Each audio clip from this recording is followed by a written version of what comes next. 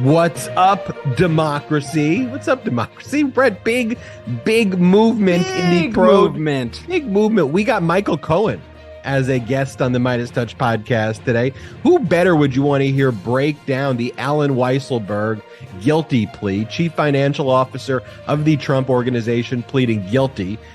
15 felony counts, will have to serve at least 100 days in jail, likely be sentenced to about 5 months in prison. We'll see what the sentencing holds. But one of the big headlines out of that as well is that he's going to have to testify now at the criminal trial in October against the Trump organization. Yes, the Trump organization is a criminal defendant, and their chief financial officer just pled guilty to tax fraud crimes. We got Cohen breaking that down. Brad, I got to say, out of all the people in the world that you could possibly have on a day like today, like Michael Cohen is he is the best guest possible to break it all down. I mean, you remember Michael Cohen was the guy who set many of these investigations going with his testimony before Congress. So we have the guy, Michael Cohen, here with us on the MeidasTouch Podcast to tell us exactly what is going on in Trump world, tell you how scared Trump is, how terrified Team Trump is, and what their next moves may be, what we need to look out for. But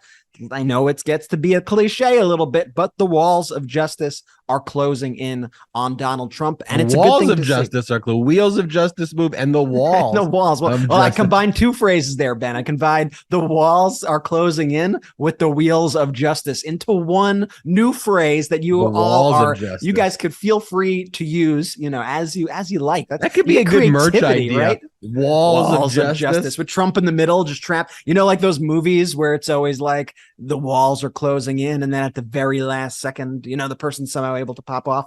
At this point, I think it might be too late for Donald Trump here as the walls close in on him. Yeah, but no one wants any photos of Donald Trump on their t-shirts. But I like the walls of justice concept. And as the walls of justice close in on Donald Trump, we see more information being revealed about the search warrant executed on Mar-a-Lago last week. The Trump and his lackeys have come up with every possible excuse in the world. We're going to break that down. And of course, the court hearing today to unseal records. Most of it's unsealed to begin with. Of course, the affidavit itself, though, which has the information of the confidential informant. Confidential informant information does not get unsealed ever pre-indictment, because the goal is not to not protect the confidential. Let me throw a question at you, though, Ben, okay?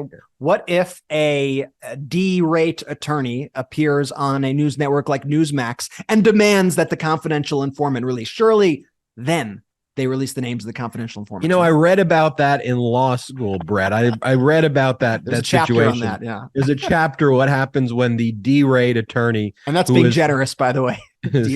D-rate attorney who has already been caught lying like 18 different times in connection with just the search warrant issue. Remember, I mean, whether it's Elena Habba or Christina Bobb, but Elena Habba came out right away and said, we never got a copy of the search warrant, just so people know that all this stuff that we say is based on video. So, I mean, just play the clip right there of what Alina Habba said the first time that they never got a copy of the search warrant. People are saying, oh, well, why doesn't the president's attorney just release the warrant? They were probably handed a warrant before the feds showed up to kick the door down. Why wouldn't you do that? Actually, my understanding from the attorneys on the ground was that they weren't given the warrant. They were allowed to see it and then taken back. Oh, so they don't have a copy of it. That's my understanding. They always like to try to cloud it. It is my understanding. It is which is basically an admission that they don't understand anything. But she's been caught in lie after lie after lie after lie. But Brett, the chapter that I read on the textbook is no D-rate attorneys lying about the implications of search warrants does not count. And then let's actually start the podcast with some real positive news, though, as well on the Democrat side. And it's highlighting the progress of Democrats are making. Of course, all the Trump news that we just talked about is very, very, very positive news in terms of Trump being held accountable. But I don't want to be lost in this, the fact that Democrats are fighting for people and fighting for policy that actually helps people's lives. I mean, this week passing the Inflation Reduction Act that's actually going to help people and not help billionaires. You notice what the Republicans are most concerned about there? I mean, they're concerned about the tax loopholes, freak them out right there. And then the other thing that they get most concerned about is the fact that additional IRS scrutiny will be paid towards people making more than $400,000 a year. Like, that's the one that flips them out more than anything, which should just tell you what their priorities are. And they try to scare their base into thinking that, oh, because people are going to be looking at the exploitation of tax loopholes, that impacts the factory worker or the teacher or the worker. That's they try to scare the working class when not a penny of taxes is going to be raised on the working class, only if you're making above $400,000 a year, which I'm going to argue most Republican voters do not. So it's more fear mongering. It's more just blatant lies. And they try to act like, and I've seen it because I'm on for some reason, someone put me on all these crazy right-wing email lists that I get these horrific emails, and they will show pictures to people of like FBI raids on people's homes, guns drawn, totally fake, made up, invented, total doctored photos. And they'd say, this is the FBI or this is the IRS planning their raid on middle-class homeowners to get them for their taxes. They're going to bust through your door and they're going to take out their guns and they're going to demand your money. And that is the image that they're putting in people's heads. It's fear-mongering, it's blatant lies, and it's dangerous because you're going to put the lives of these IRS agents at risk here. And the whole idea of them adding on more IRS agents is actually to fill a hole that's in the IRS right now, because there's actually a projected loss of 50,000 employees over the next 5 years. So the point in giving them additional funding is to, over time, phase in people as these 50,000 people from the IRS are no longer working at the IRS. They're bracing for these changes to the government structure. And so that's important that our government works. But you notice now it's like every single policy of the Republican Party is defund. Like it's a weird thing now where everything has been just totally flipped on its head. It's defund the FBI, defund public schools, defund the Department of Justice, defund Social Security, defund Medicare. They are the party of defund. And that is something that we need to run with. And it's extreme, it's radical, and it shows you that they really, at the end of the day, just want to destroy the United States of America government. They want to take away your rights. I think that's the most important messaging overall in the midterms in 2022. And we've seen Democrats and pro-democracy supporters using it very, very, very successfully. But these Republicans are not conservative anymore. And look, Eric Trump said it the other night. I mean, play this clip of him, what Eric Trump said about the Republican Party. It's not even the Republican Party. I'd say it's actually the Trump Party. Yeah, there you have it. At least he admitted it. I mean, that's true. The Republican Party is the party of Trump. They're no longer the Republican Party. They shouldn't be called the Republican Party. They don't have a platform. They've erased their platform entirely. Like, they literally erased the platform. When Trump was the president, they had a platform. They literally deleted it and said, whatever Trump tells us to do is our platform. That's one of the things Eric Trump says. I'll get your take on that, Brett, first, then I'll tell you the other part about Eric Trump's other arguments, but talk about that first. Well, it just goes along with exactly what we've been speaking about on this podcast now for the past couple of years, which is that this is not a conservative party. This isn't even like the Republican Party anymore. It is the MAGA party. It is a domestic terrorist party in many ways. I mean, they just want to see the destruction of this country, and it's an authoritarian cult where they have to abide by whatever the cult leader, in this case, Donald Trump, says, whether it's an egregious lie or not. They have to agree with whatever it says, no matter how big the lie. And that is a requirement to be in today's Republican Party. And that is so incredibly dangerous. And we saw even like Matt Schlapp, who does the CPAC conventions. He's worked in the Trump administration, Schlapp. He said even a few months ago, he said, we're not even conservative anymore. And we were like, oh my God, they just said it out loud. We're not even conservatives anymore. Thank you for admitting that. And I think when we see, Liz Cheney's defeat the other night in Wyoming, I think that is just confirmation of what we already knew, that the Republican Party, as we have known it over these past many years, has died, and it's been replaced with the MAGA cult, with the Trump authoritarian cult. Yeah, at the last CPAC conference, or one of those conferences, they have the conference every weekend. We've talked about this on the show too. Like, literally every weekend they have the annual CPAC conference or the Turning Point conference. And so, but their banner says, "We are domestic terrorists." Literally, it says that they are domestic terrorists. And that wasn't hacked. That wasn't it. They put that there on purpose. They proudly put that on top of their banner. And just look at what General Michael Hayden said, who was the CIA director. This is what he said on August 17th. This is what he said yesterday. Someone named Edward Liu said, "I've covered extremism and violent ideologies around the world over my career. Have never come across a political force more nihilistic, dangerous, and contemptible than today's Republicans. Nothing close."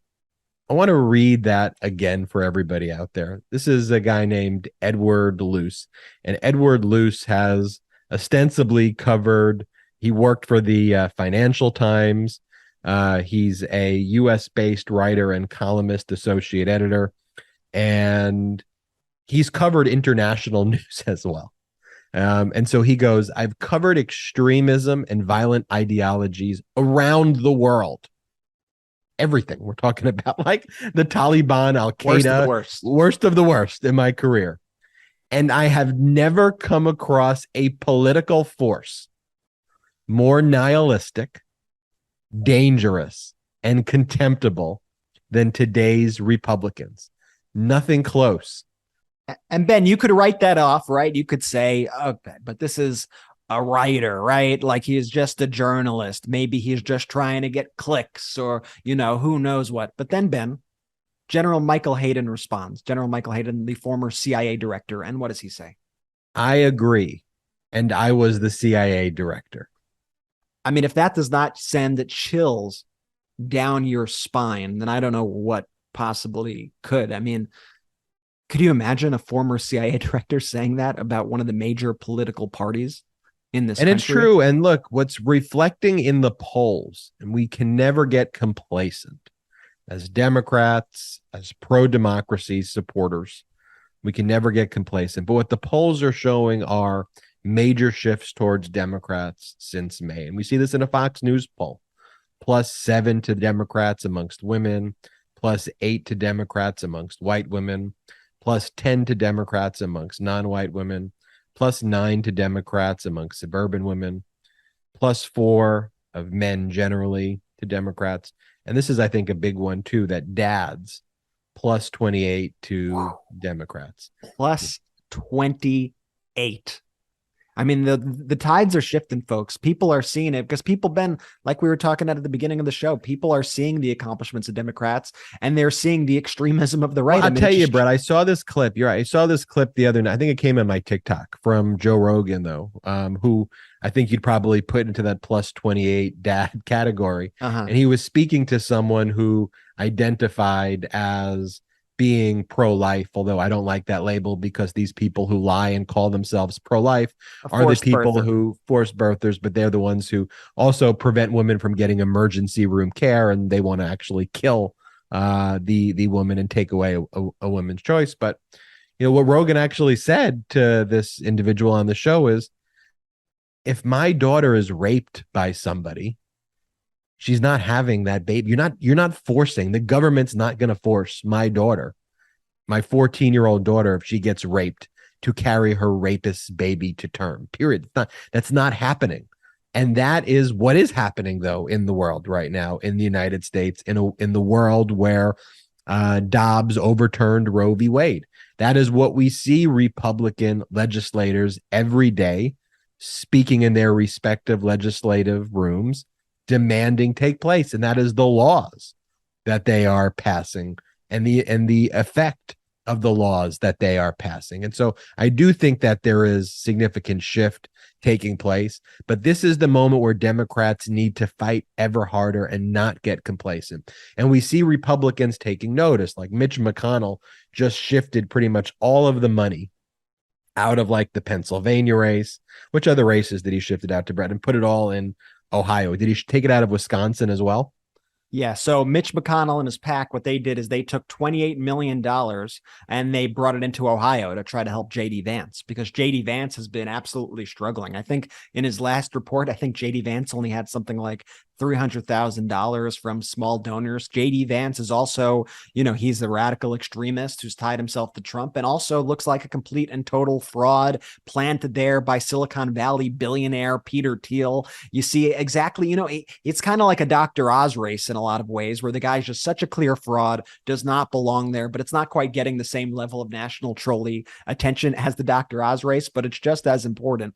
And he's being exposed just as hard as this fraudulent candidate. And I think it speaks volumes that Mitch McConnell is so concerned about Ohio, that Republicans are so concerned about Ohio, that they are shifting all this money there, while simultaneously the National Republican Senatorial Committee has cut spending in at least 4 key battleground states. They've cut spending from Pennsylvania, Wisconsin, Arizona, and Nevada. And that, I think, also speaks volumes that you have Mitch McConnell coming out there and basically admitting that he doesn't think that they have a shot at the Senate in his own Mitch McConnell way. He said, as when asked for his midterm projections, a recent quote was from McConnell, "I think there's probably a greater likelihood the House flips than the Senate. Senate races are just different. They're statewide. Candidate quality has a lot to do with the outcome. I think that's also kind of a tacit admission of we're able to gerrymander these House races to win enough of them, but we can't do that in statewide races, right? It's like, oh yeah, we don't have to worry about our shitty candidates." Candidate quality actually matters in Senate campaigns. Yeah, when people understand what Republicans are actually for and are able to have a voice on those policies, then our candidates don't do well. But when we're able to entrap people in their voting patterns through gerrymandering, then guess what? Our people win. It's not exactly an admission that you're doing a good job, or that the American people like what you're doing there, Mitch. Well, and that's the thing, Brett, is Republicans, one, don't have Americans proxy. Almost at all levels, federal and state levels. They pretend to channel an America that represents probably slightly more than 30% of the country. Because if you put these issues that Democrats support as a referendum, or just have generic Democrats against generic Republicans on the issues to the nation, very similar to what you have across the globe, and when they have kind of parliamentary systems and how elections are taken across the country, though sometimes also where you're voting for an overall party and you're voting for based on the popularity, and other countries look at our system and go, what this electoral college and all this gerrymandering, what are you doing here? But here's the thing, where America is, there truly is a silent majority that's overwhelming favoring Democratic policies, because most people aren't billionaires like Elon Musk, and most people aren't like wacko fascist nutcases who drape themselves in Donald Trump attire with six-pack and weird shit. That's not where most Americans are. Most Americans don't watch a speech of someone like Carrie Lake, who's running for governor of a serious state of Arizona, saying that, hey, parents out there, ask your children about big dick energy. Can you talk to your kids about big dick energy and ask them if Donald Trump and DeSantis have that BDE, big dick energy? Most Americans look at that and go, that's fucking nuts. That's not who we are. How about you talk about, are you going to protect my Social Security? Are you going to make sure I get health care? Can my kids have an affordable education? Do you care about me? Most people are like, ooh, Donald Trump and DeSantis have a tiny dick or a big dick or big dick energy. Let's talk about the dicks. And most people are like, what are you, right? Most people are like, dude, that's fucking weird shit, man. Stop it. That's what you have on that side. And then you have Democrats being like, okay, how could we get the Inflation Reduction Act passed? Okay, how could we reduce costs? Let's fight for our military veterans so that they're protected with health care if they're exposed to toxic burn pits across the world when they're fighting for our country. And Republicans fist bumping. We showed them. Oh, the Democrats wanted to pass the CHIPS Act to invest in the semiconductor industry in the United States. Damn, they got that passed. So let me show these fuckers we got you, veterans. That's what the Republican platform. I mean, that's some weird, crazy shit, Brett. But talking about weird, crazy shit, I'm pivoting for a second. I said I would go back and speak about Eric Trump and what the defenses are that the Trumps are basically raising. So Eric Trump, they're like touting out right now and like having him walk around. Like it's like the worst plan in the world in response to the search warrant executed on Mar-a-Lago. They have like no other people who they could trot out. Eric Trump's literal defense of his dad having confidential top secret compartmented information that poses a massive national security threat in violation of the espionage is the following. So I was at a restaurant the other day with Laura and two people came over and they offered us dinner. And they said to me and Laura, they said, oh, the American government's not being nice to you guys. Like that's literally what his main defense is that he makes up a fake story about people approaching him at a restaurant and buying him a trust fund kid dinner. That's like his view of like of what his defense is. Just play this clip of Eric. My wife and I, Laura and I, were at dinner the other night, and there were two tables that started arguing about paying for our bill. It was a little casual place. They wanted to pay for our bill to say sorry for what the country was doing to my father, to our family, right? People right now would crawl over broken glass for Donald Trump. And then they've trotted out this other guy. I don't even know what his name is, but this guy's like a real goofy. This guy's like a goofy dude who Fox News puts on. And he's been coming up with all of these like wrong, erroneous, like just dumb theories.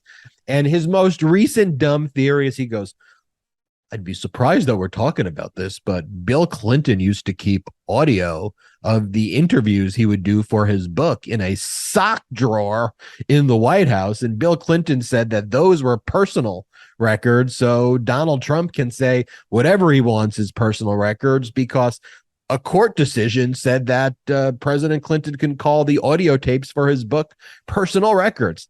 It's like so disingenuous and stupid. It's like, first of all, these aren't personal records. These are confidential top secret records that belong to the United States government. They do not belong to Donald Trump. Second, the National Archives and our government apparatus have asked for these documents back. In the case that this wacky lawyer is citing, some wacky right-wing extremist group filed a lawsuit against Bill Clinton like in 2009 and 2010. The lawsuit was actually filed against the National Archives, trying to compel the National Archives to take back documents from like 1993 and 1994. And the court looked at this group and they were like, what are you talking about? You can't sue as a civil plaintiff the National Archives to force the National Archives to have a president turn over audio recordings that he made for his book. That's a personal record, not a presidential record. And the case that said, you don't even have standing to even bring this case. Like, what are you talking about? There's nothing to do, but they go on Fox and just lie. And since Tucker's come back, it's just like even more.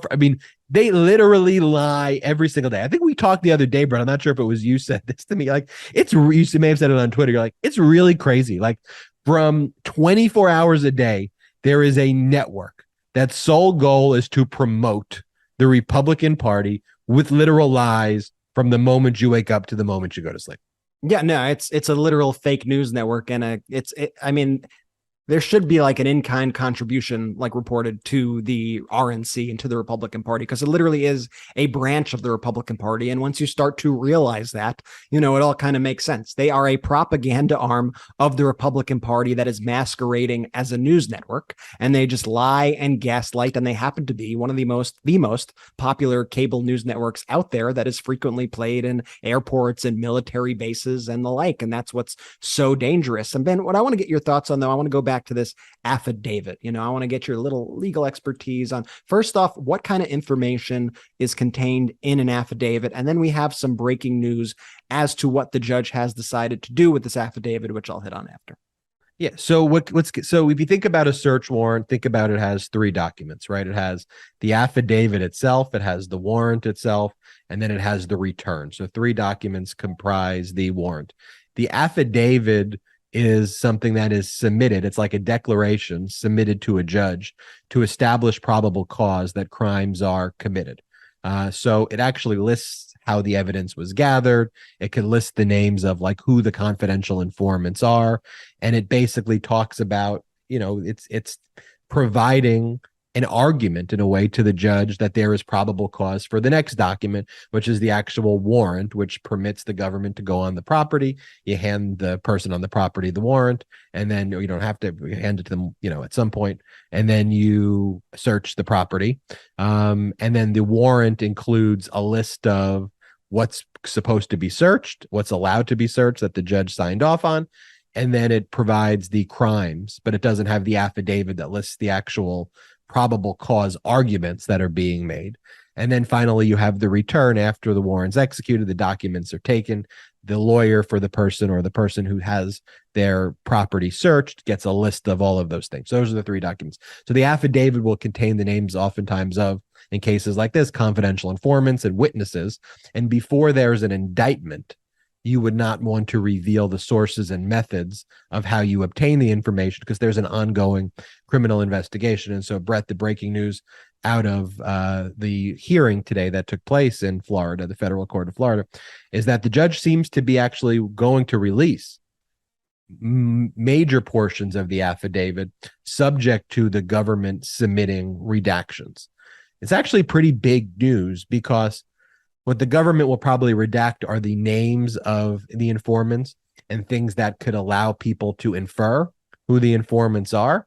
But I think we're actually now going to get some real significant information into what was taking place at Mar-a-Lago. You know what, Ben, it's going to be another one of those things that backfires so spectacularly on Trump world, like when they demand release the warrant.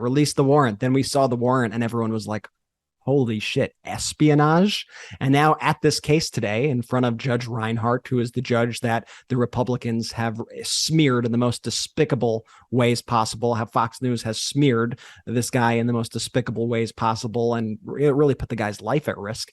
Who the DOJ has heading their side of this case? The head of espionage and counterintelligence at the Department of Justice, Jay Bratt, which I think speaks volumes. And now what I think is when this affidavit is released, I think it may show actually these interactions between the Department of Justice and the Trump lawyers and their negotiation for these Trump documents, and show just the bad faith that the Trump lawyers and the Trump team was engaging with and why this search was actually necessary. Because if they just participated and they complied and they said, hey, we're going to give you all this stuff, there would of course never be a search on Mar-a-Lago, but they didn't. And that is one of the questions that we have to ask. Why did they not cooperate here? Why did they take the documents, and why did they refuse to give them back?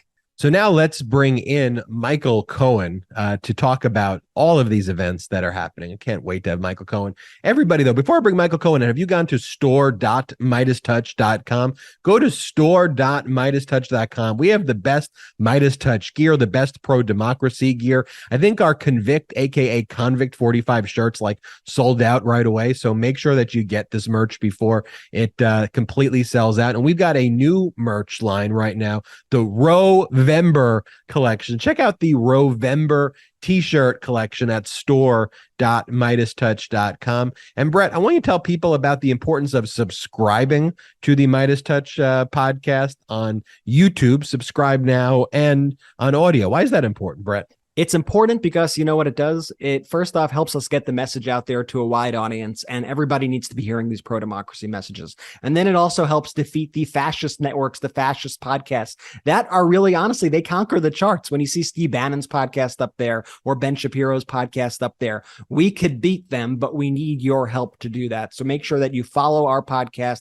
subscribe to the MeidasTouch podcast on audio, subscribe to the YouTube, and get that merch at store.MeidasTouch.com. We're also doing a Rovember tee and pin pack, which is really amazing. We also just got some new of those Convict 45 shirts in person, woman, man, camera, prison tees. I mean, we got a lot of great pro-democracy gear there. And I just want to do a huge also shout out to our show, our live show. You heard that right. The MeidasTouch live show, How We Win Live. This is this upcoming Monday, August 22nd at 7:30. If you're in the Los Angeles area or could get to Los Angeles, we are performing live, doing a live podcast at the Largo with Allison Gill from Mueller, She Wrote, with Frangela from The Final Word, with Steve Pearson from How We Win, and headlining is Kathy Griffin. So it should be a great night. And there's also going to be a special guest on top of that who you do not want to miss. So you can get tickets for that at howwewinlive.com. And all the money we raise is going to help the most important races in the midterms, to help Democratic candidates. It goes directly to the most important campaigns. So you can get your tickets, howwewinlive.com. We can't wait to see you there. And now, let's go to our interview with Michael Cohen. I'm excited to dig in on all this Weisselberg stuff and all this Trump justice, let's call it. Now, our interview with Michael Cohen.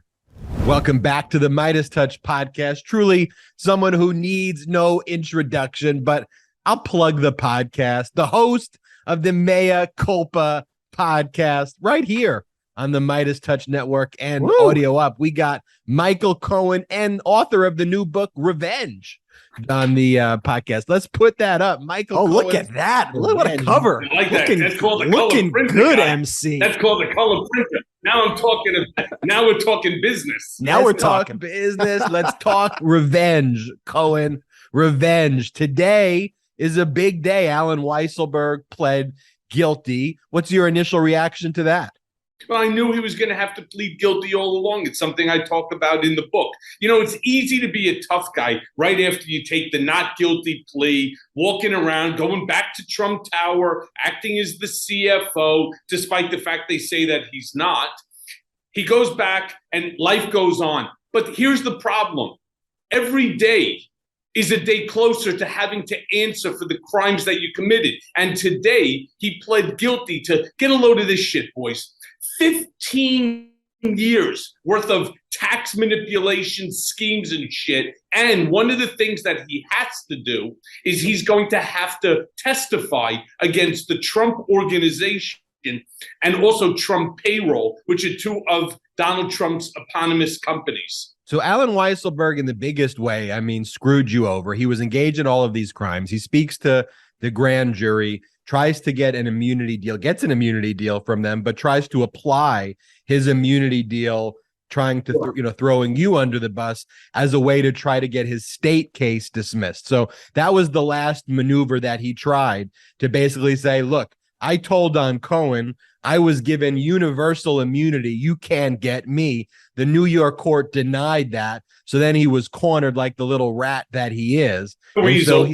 Weasel that he is. And so he had to finally say, look, I'm pleading guilty. And so now what do you think is going to happen at that October trial? What do you know about that? What's this October trial? The Trump Organization's a criminal defendant. What can you tell us? Well, he's going to have to answer all the questions. And I do believe that that will ultimately implicate other people. See, now the fun is really beginning to start, because it's not just Alan Weisselberg. But I do want to go back and just talk about something I do reference into the book Revenge. One of the things that Weisselberg did is he testified to the grand jury at the request of the Southern District of New York against me for that basic 48 hours that I had to plead guilty. They were filing the 85-page indictment that was going to include my wife. But if you Google it, here's what you'll find. The Southern District of New York knew that Alan Weisselberg was lying about the information that he testified to against me. And yet they still used it in terms of the prosecution of me, or at least the threat of prosecution. So what's going to happen now is you have other people in the Trump orbit that are probably as concerned as Donald is about Weisselberg's upcoming testimony in October. People like Matt Calamari Jr., you have Jeff McConnell, you have a whole slew, the kids, Don, Ivanka, Eric, Jared, there's a whole slew of things that they're going to be asking that relate to the Trump Organization or Trump Payroll that's going to implicate other people. This is just the beginning. Now, it's too bad this didn't happen 2 years ago, right? When I turned around and I told them right before the House, actually it's even more than that. It's 3 years ago when I testified before the House Oversight Committee, and I told them about all of the manipulation going on, and all of it, of course, having the fingerprints of Alan Weisselberg. So you go from Weisselberg, the CFO of Trump Organization, pleading guilty.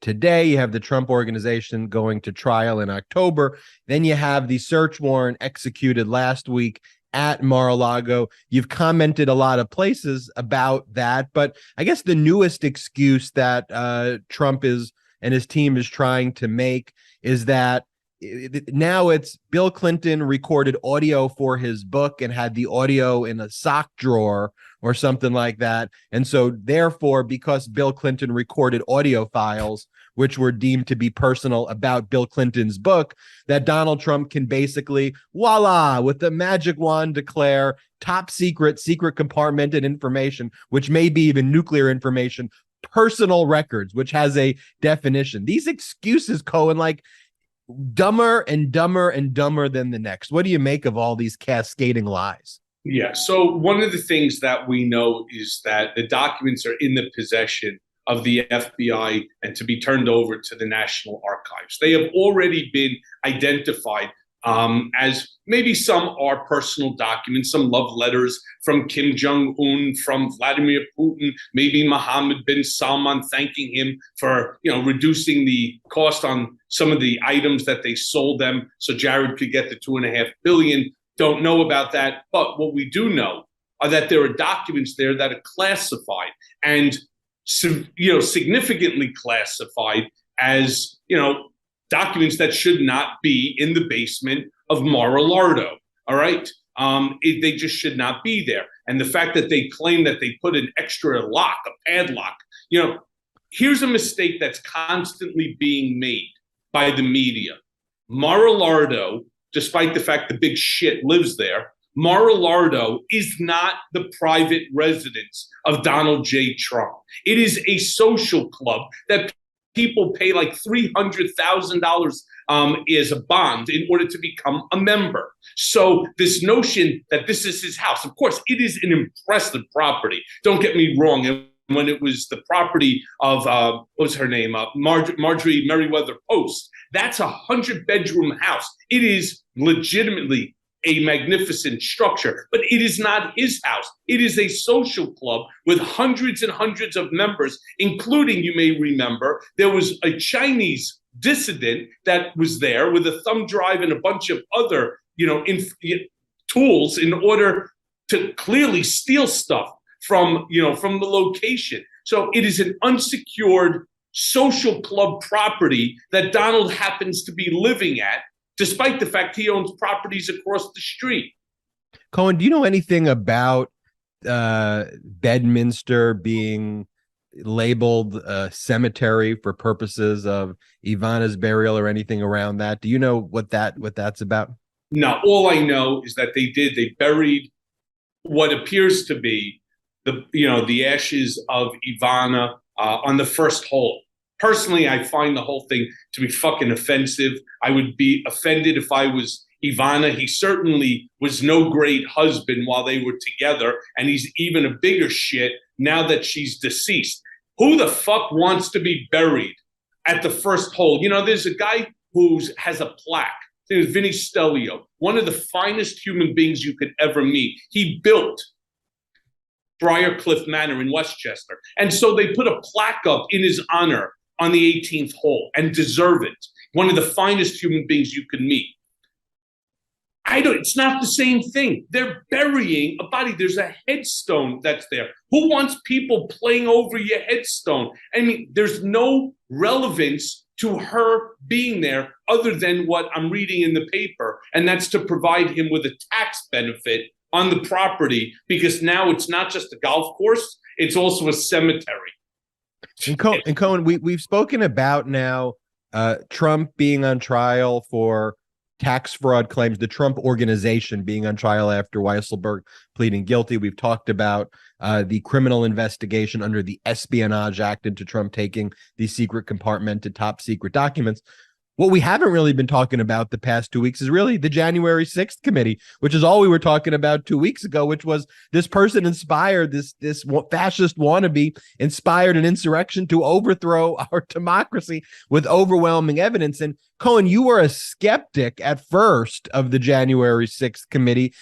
with a cautious skeptic saying, are they going to really reveal new information? But you've since kind of had a change of heart on that and have applauded the work they've done. And do you think that the work they've done is also kind of partially to credit for kind of breaking the seal, if you will, on all this other stuff? Or do you think the chickens would have come home to roost regardless? Yeah, the chickens would have come home simply because that investigation at the district attorney's office, I think somebody should actually investigate as to why Alvin Bragg dropped the action against Donald Trump himself, and the same with the Southern District of New York.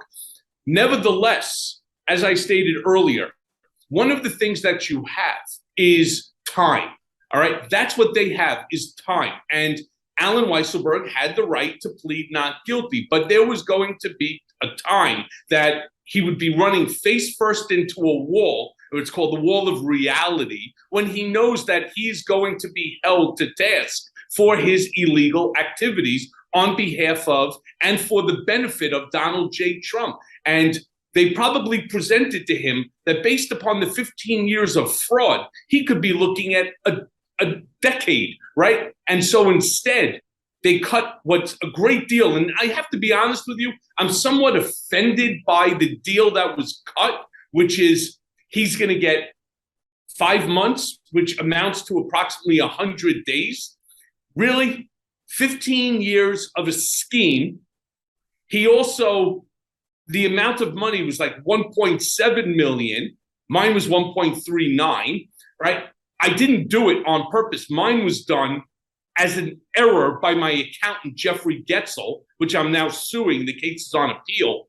And he's getting 5 months. I got 36 months. Now, I do understand that one is federal, meaning Southern District of New York. The other is the DA's office, and the judges in the DA case actually work with the defendants to cut a plea deal. But I'm a little bit offended by it, considering he schemed this out. That was Alan Weisselberg's job when he was at the Trump Organization, to scheme out ways of creating money for Donald where money didn't exist. Now, you may have seen this. This is an article that just came out by Joe Palazzola, which talks about how the WWE, World Wrestling, Vince McMahon, instead of paying Donald Trump, say $4 or $5 million, it was $4 million and an additional one, which he would have had to pay taxes on, they ran it through Donald Trump's foundation, which was ultimately closed down.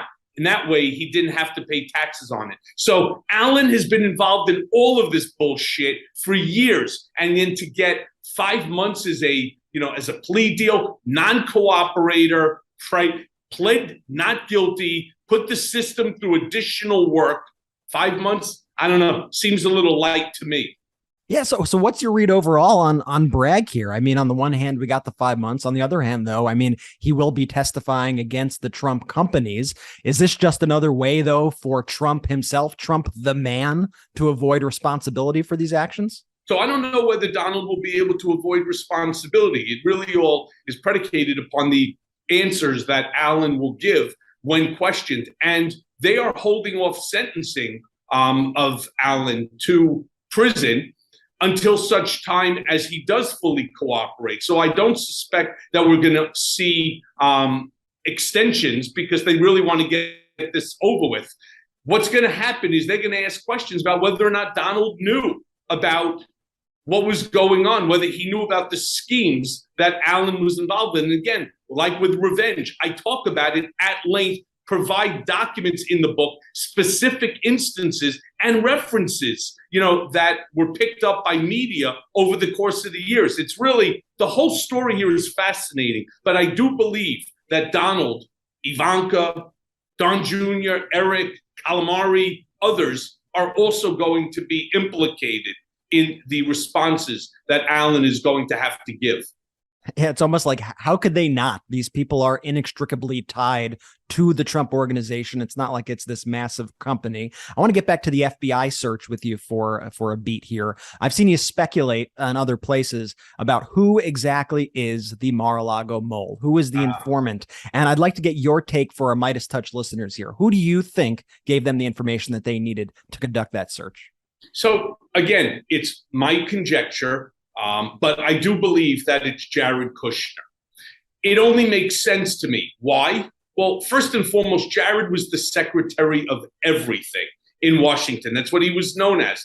And all of the dirtiness that we all know about, your listeners, everybody knows about all the shenanigans that were going on in Washington. And yet somehow or another, not only is Jared not implicated in anything, has not been indicted as of yet, but more than that, he ends up getting $2.5 billion from the Saudis, despite the fact that the finance team for MBS, for the Saudi Investment Authority, already said that he's not qualified. So he gets $2.5 billion. There's no implication of him. There's no indictments against him. Let me just take one additional thing. If you have a safe in your property, in your home, wherever, in your office, who knows about it? Well, you certainly don't advertise it. You don't come on MeidasTouch or the Mea Culpa podcast and reveal where the fucking safe is and what's inside of it. So who would actually know this information? Family. Because Donald, remember something, Donald doesn't trust anyone, all right? And for him to tell somebody like Mark the Moron Meadows, not going to happen. He's not going to tell Lindsey Graham. He's not going to be spouting, hey, I got this safe at Mar-a-Lago and I got shit in it. No, that's not how he works. Who would know? Well, the kids would know. And, through association, if Ivanka knows, Jared would know. And again, he held a senior advisor position for Trump and was the secretary of everything. Now, one of the reasons I don't believe Don knew about it, or at least what was in it, because they did have to plead with specificity to the warrant what items they were looking for. Donald would always say that Don Jr. has the worst fucking judgment of anyone he's ever met. And you don't see a lot of Don Jr. out there now. So I think he's sort of been sidelined, whereas Eric is out there talking about the releasing of the tape and all the other. Eric is just a fucking idiot. There's no other way to describe him. So the shit that comes out of his mouth is just incredible because they're not thinking about the repercussions of the statements that they're making. All they're thinking about is how to continue the grift, something you and I have been talking about now for, 2 years since we first met? They've already fundraised and raised millions of dollars off of what happened with the FBI from these unsuspecting stupids that call themselves MAGAs. And there's lots of talk right now about the fact that Donald Trump stole these top secret documents. But the question that still lingers out there is, why did he steal the documents? And maybe more importantly, why did he not give them back when he was asked with the other documents? What's your speculation there? Right. So 1 year ago, they came in and the National Archives of the FBI, they confiscated about a dozen boxes of information. Why he took them, that we'll get to in about a half a second. But I believe, that he elected not to return these additional, say, dozen boxes because there was information in it that he felt that he could use. And you're asking exactly the question that I asked on MSNBC to Ali Velshi last Saturday morning when I said, the question should not be that everyone's asking, what were those documents, but rather, why was he keeping those documents? And knowing Donald the way I know Donald, there has to be a benefit to him. I believe he saw some of those documents as a get-out-of-jail-free card, as a way to extort the United States government, the FBI, or anybody that's looking to prosecute him and say, hey, listen up, all right? I have, as you know, a lot of supporters that are willing to die for me. And as a result, I have given them certain documents, all right, or copies of certain documents that could be injurious, which he wouldn't use that word because he doesn't know what it means, that could harm, all right, he only uses like 4-letter words, that could harm the national security of this country. And I say that because he doesn't give a shit about this country, right? The country rejected him in the 2020 election, so he's just as happy to burn the fucking place down. But if you indict me, if you incarcerate me, these documents are going to be released to Iran, North Korea, right? To Russia, to China. And this is going to create a national security issue that the United States will never rebound from. That's what I believe that he was holding those documents for, because that's the way his nefarious, evil, narcissistic, sociopathic mind actually works. And do you think, and these maybe could play together, do you think that in addition to the extortion that perhaps he was trying to sell state secrets to our foreign adversaries? Yeah, I don't know about selling them. If he wanted to sell them, he could have done that already. By the way, I'm not so sure we know that he hasn't given them away. Maybe that's why they gave Jared the $2.5 billion. Who the hell knows? But I don't believe that he was looking to sell them at this time. I believe he was looking as we'll call it a Donald Trump pocket pardon for anything that he had done to keep his ass out of jail. It's something that's on his mind. Hey, sorry to interrupt the interview that we're doing with Michael Cohen. I know I'm doing the interview with Brett, so sorry, but go to store.MeidasTouch.com, will you? Go to store.MeidasTouch.com right now. Make sure you hit the subscribe button. Thanks so much. Back to the interview. And document on the president of France. One of the things listed on the items seized. What the hell is that about? Is that some sort of compromise? I have no idea. I wasn't there for any of this. I was in Otisville serving a 36-month sentence because of lies that were told about me, which I'm incredibly thankful that. Talk about timing, right? Look at what the name of my book is, Revenge, How Donald Trump Weaponized the U.S. Department of Justice Against His Critics. He's now using the same argument and claiming that the Biden administration is weaponizing the Justice Department to go after him to prevent him from becoming president again. I mean, that's how crazy that this man is. And the nice thing is my book outlines in specific detail, names, gives information exactly who did what and how Donald opened up the floodgates using Bill Barr and others, weaponizing the Justice Department to go against his critic. In this case, it was me.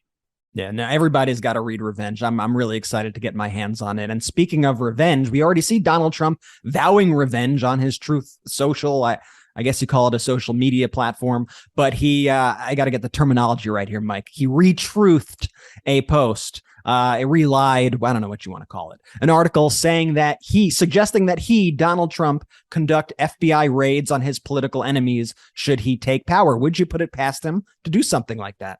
Fuck no. Not only will he do it, we've also heard from high-ranking members of Congress who have turned around and said that if they take back power, that they have every intention on day number one, opening up investigations into a whole slew of people, including Nancy Pelosi, including, Adam Schiff, including a whole slew of Democratic members of Congress.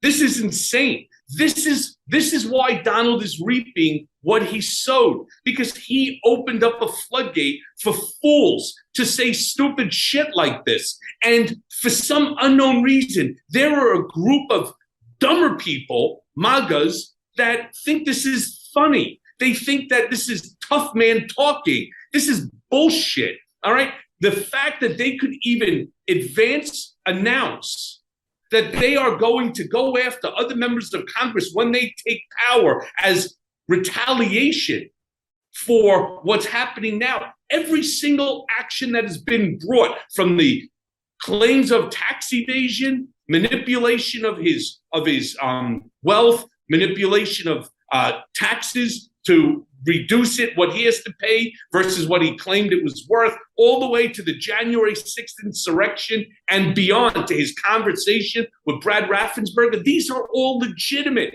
Not only do we have documents proving it, not only do we have both sides of the aisle, Republicans as well, stating this is what happened.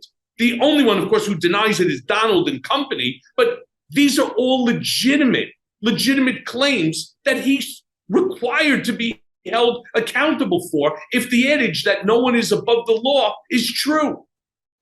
And you have these Republican leaders who have decided that they would choose Donald Trump over American democracy, over the United States of America.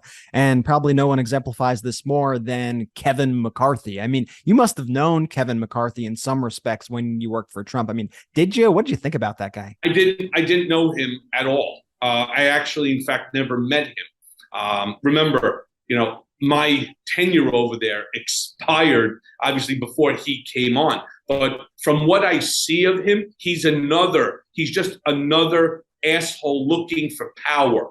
And it's a real problem.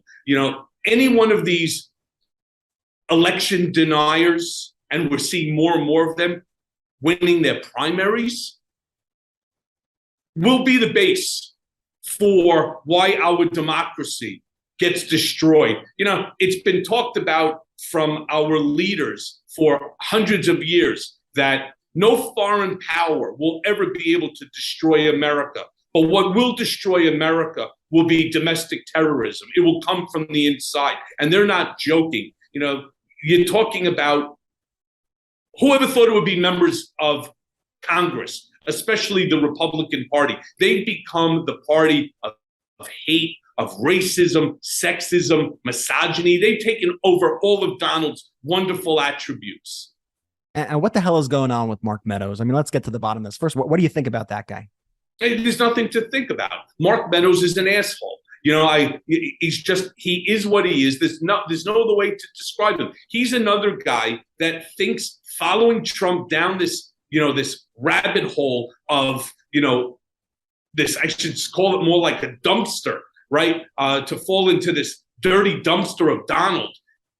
Why he's doing it, I have no idea. What they also don't understand is that it's not just today that their names are being dragged through the mud, but it will be for all eternity. Could you imagine if our democracy ends up changing, if we become socialist, fascist, authoritarian, right? Do you realize that these people are the ones responsible? They will go down in history as the Goebbels, the Himmlers, right, of the 2022. I mean, it's fucked up, and they should think more about this country than they should about themselves. Oh, there's no doubt about it. I mean, they like to say America first, but they're clearly not abiding by what is actually America first. And now we hear Donald Trump and people in Trump world espousing this. Hey, Donald Trump wants to turn down the temperature. Hey, we wouldn't want to see mayhem in the streets. Would we? Now, I'm not Donald Trump's former fixer, but when I view that, I think it's pretty clearly a mafia-style threat, right? 100%. Now, let me give you another fun fact about what Donald does and does so well. Immigration. We have been kicking that can down the road of immigration in changing the policy so that people know exactly what's going on forever. Infrastructure. Our roads are shit. Our bridges are in trouble, right? You just don't know it when you're driving over it, right? So let's just say infrastructure. If I was Donald, here's exactly what he's going to say. If I was president, nobody builds better than me. Nobody knows infrastructure better than me. I know more about infrastructure than the engineers. I'll fix it 1, 2, 3. You want to talk about immigration? No one knows more about immigration. 2 of my 3 wives that I banged are immigrants. Right? So I know a lot about immigration. No one knows more than me. I'll fix immigration tomorrow.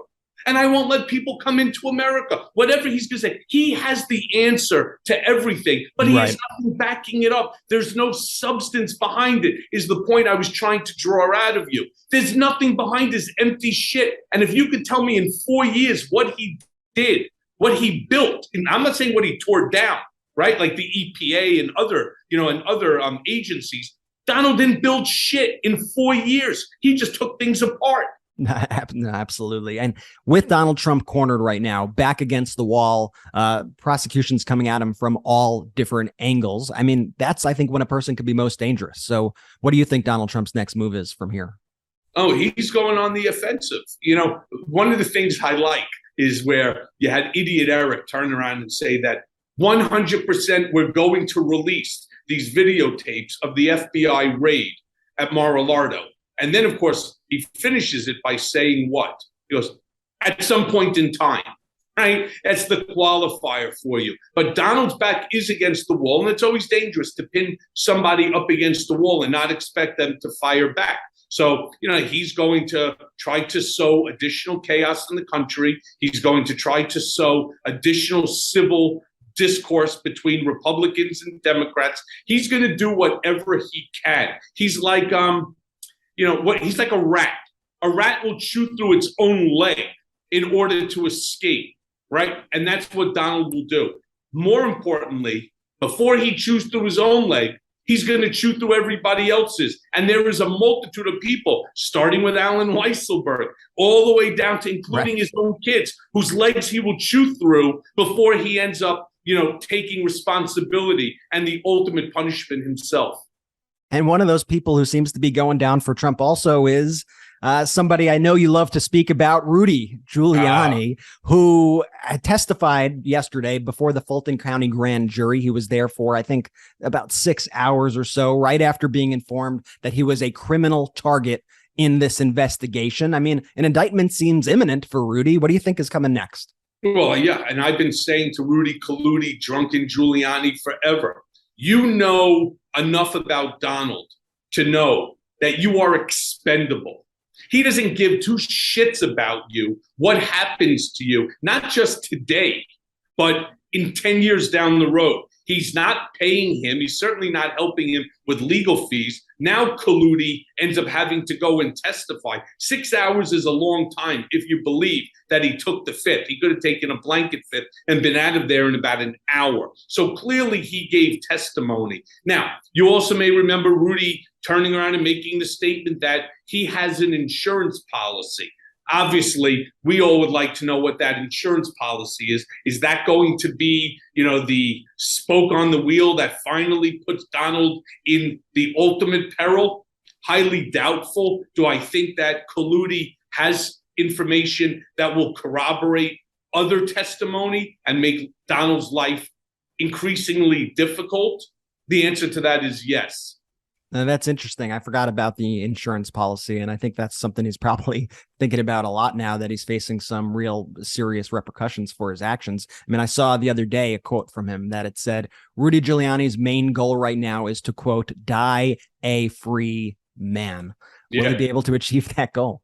It doesn't look like it. And, he's got this guy, Bob Costello, who tried, to become my attorney when all this was happening. And, it's also part of the book. You'll see it. I put in the text messages that this guy sent to me talking about how you have friends in high places. So, Bob, all right, while you're listening to this podcast, and I'm sure that you are, all right, most importantly, why don't you tell Rudy that he does not have friends in high places and that he is not loved? And even if he was loved, there's nothing that they're going to do for him. And all they want him to do is keep his mouth shut, say nothing negative about Donald, and reap the repercussions of all of the illegal and stupid shit that he did for Donald over the course of the last few years.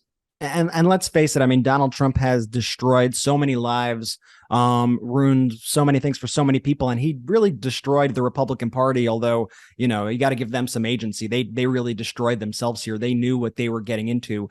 And now looking at the future of the Republican Party, I mean, I think it's been kind of dead for a while now in terms of what the Republican Party was. But now with the defeat of Liz Cheney, with Eric Trump going on TV and saying it's not the Republican Party, this is the Trump Party. I mean, where do you think the Republican Party stands? And should they not even be using that name anymore? Well, of course, but that's Eric using it. And again, they're grifting off of it, right? If you're a member of the Trump Party and one of the members of the Trump Party, because you get every day from Eric, from Don Jr., from Donald, from Ivanka. Well, Ivanka doesn't really put her name to it, but everybody else turn around saying, we are under attack by the liberal left who's trying to destroy your leader, your wanted president, from returning to the Oval Office. Donate $15, $50, $500, $1,500. I've never seen marketing like the way that they do it. And that's what Eric is doing. He doesn't give a shit about his daddy either. This is all about raising money because they know that their company, come October, the DA is going to shut down Trump Organization. And if it's not the DA who does it, it'll be the civil matter by the New York Attorney General Tish James, because they work in tandem. So they will shut that company down. Where's this money going to come from? Well, where's any of them? None of them have qualifications to work for shit. Eric, what's he going to do? If you need to build a oversized ballroom with the same fucking ugly chandeliers from Canal Street, right? With tacky, wall mountings and, and floorboards and ceiling molding, call Eric. But if that's not the look that you're going for, he is no use. So he's concerned about money. That's all they all care about. Money, money, money, money, money, which of course was his theme song. That's all he cares about. Not American democracy, not about truth, not about Rudy, not about Michael Cohen, not about you, not about any of your listeners. He wouldn't cross the street, as I tell people, if you're on fire with a bottle of water to put you out. He doesn't give a shit about anyone or anything other than himself and his money. So that's where he's at. And speaking of that, Don Jr. recently went on one of these far-right fascist networks. It's hard to keep track of all these fake news networks that keep popping up to just inject propaganda into the political landscape. And he had the nerve to call Liz Cheney's post-primary plans, quote, one big grift. It's just one big grift, ultimately, Rob. She's auditioning for the role of the conservative, in air quotes, on CNN, while simultaneously running for a board seat at Raytheon so we can continue the endless wars. And then she's going to grift and try to find, the Joe Walsh lane for president to be funded by, the Lincoln Project. It never ends. And, I think she's going to probably learn that the hard way. I think we're probably done with Cheney's in American politics, and good riddance. I mean, give me a break here. Well, it's called deflection. I also talk about that not only in this book, but in my previous book, Disloyal. Donald is the world's greatest deflector. The things that they know that they are responsible for, they push it onto somebody else, right? The old I'm rubber, you're glue, whatever you say comes back to you. That's Donald. He is taking everything that he and his people have done that is improper and doing what? Throwing it onto somebody else. God bless somebody like Liz Cheney. Look, I don't agree with a lot of her politics at all, right? However, the fact that she stood truth to power, the fact that she's now lost her primary in a state that she won 73% on simply because she wanted to hold Donald Trump accountable for January 6th and for other crimes that we all know this man committed. That's a terrible, terrible, it's a terrible place, for our country to be in right now. I got to say, Mike, just looking at you and speaking with you over the course of this podcast, like you got a new glow about you, I feel. And I don't know if it's from watching all the news that's out there right now and seeing that justice. No, actually... I was in the Hamptons. Okay, you got relaxed. Yeah. I got a tan. You were on vacation. Okay, that's what it is. It was the tan in the Hamptons. But generally, how are you feeling with all this news? Do you feel vindicated, a little Freud? Like, what do you feel? No, what's happening? I do not feel vindicated, right? First of all, the amount of lies that were told about me, and again, I talk about it in the book, are voluminous. And, I want people to understand the truth. As it relates to Alan Weisselberg, I don't think he's getting enough time, to be honest with you. And worse than that, he's not the only guy that should be in this position right now. There are a dozen people that I call out that I believe should all be right now in front of the same judge getting a sentence, and a much more significant sentence, because the damage they're doing to our country is so significant. What the fuck is 5 months, which is going to amount to 100 days? Not good. No, it's completely crazy. And I encourage everybody who wants to hear more from Michael Cohen to make sure you go right now, pre-order the book at revenge-thebook.com. The book is Revenge: How Donald Trump Weaponized the U.S. Department of Justice Against His Critics. And if I'm reading this right, this is pretty cool right here, but you could get a signed copy if you pre-order it right now at Revenge-the-book. So make sure to pick up your copy. Michael Cohen, always an absolute pleasure to have you on the MeidasTouch Podcast. We value our friendship with you so much, and thank you for going out there every single day and fighting the good fight. Yep, and stay tuned. I have a couple of really great guests coming up on Mea Culpa, including Tattenhove, the head of the Oath Keepers. So stay tuned for that. We'll be looking forward to that. Everybody, make sure that you are subscribed. Michael Cohen, thank you. And we will be right back with more of the MeidasTouch Podcast. Be well, guys. There you have it, folks. That was the great interview with Michael Cohen. Wow. Michael Cohen, the book Revenge. Make sure you order the book Revenge right now. And I think it ultimately has a number of meetings, the book Revenge. You think about Michael Cohen's books, Brett. it starts off with disloyal, right? And then you have Mea Culpa, the podcast. And now you have revenge, right? In many ways, it is revenge that was taken out on him, Michael Cohen. On many ways, the nation is getting revenge for the shit that Donald Trump put our country through. So it has these kind of alternate meetings. The people in Donald Trump's circle who he screwed over are having their revenge. And at the end of the day, there's hope, though. I feel like I'm looking forward to the Michael Cohen book in a few more years about hope for all these battles that we fought together. We fought with Cohen, that we fight with you, the Meidas Mighty, that you fight with your friends and family, that pro-democracy as a movement is what won the day at the end of the day. And I hope we look back on all of these moments. This is why I keep saying the typical labels, Democrat, Republican, conservative, progressive, that no longer applies, right? There's pro-democracy, and then there's fascism. There's being rational and rationalism, and then there's radicalism on the right. That's the framing of what exists right now. And it's really an honor to fight with each of you all of the time on this podcast, through the work that we're doing. Thanks for everyone who's supported our most recent video, Lock Trump Up. Video's got over 1 million views, probably 1.3 million, 1.4 million right now. Newsweek did a good piece on it. Brett, incredible editing job. No, I appreciate that. And no, I felt that one was impactful, and I thought it was important because, it does what MeidasTouch has done from the beginning, which is takes their own words and turns it on them, turns it back on them. And throughout Donald Trump's entire history, and now the entire Republican Party is engaging in this, it's just all projection. It's just all exactly what we were speaking about with Michael Cohen. And when Michael Cohen speaks about revenge in his new book, you remember how the Trump administration weaponized the Department of Justice against their political enemies.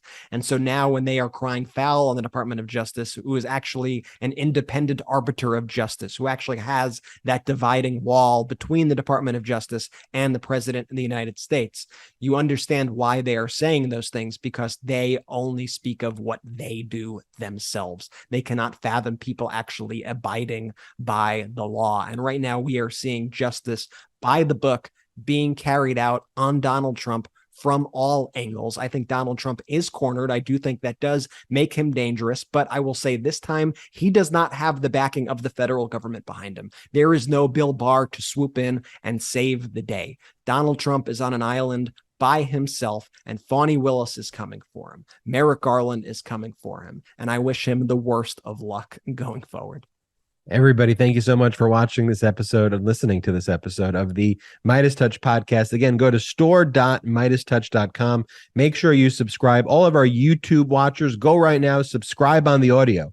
Subscribe to the audio, leave a 5-star review on the audio. That helps with the algorithm there. Audio listeners, go over and make sure you subscribe to the MeidasTouch YouTube channel, and go to store.meidastouch.com and buy the gear, because you're already part of the Meidas Mighty community. Now go out there in the real world too and show that you're a part of the Meidas Mighty community with the MeidasTouch gear. We spend a lot of time designing these specifically with all of you in mind. Store.meidastouch.com. They make great gifts. They make great. I got to do a good shout out to you. What's freaking amazing? The other day I saw a amazing MeidasTouch follower, Meidas Jerry, who we have went down and spent time with in Texas doing events for Beto O'Rourke.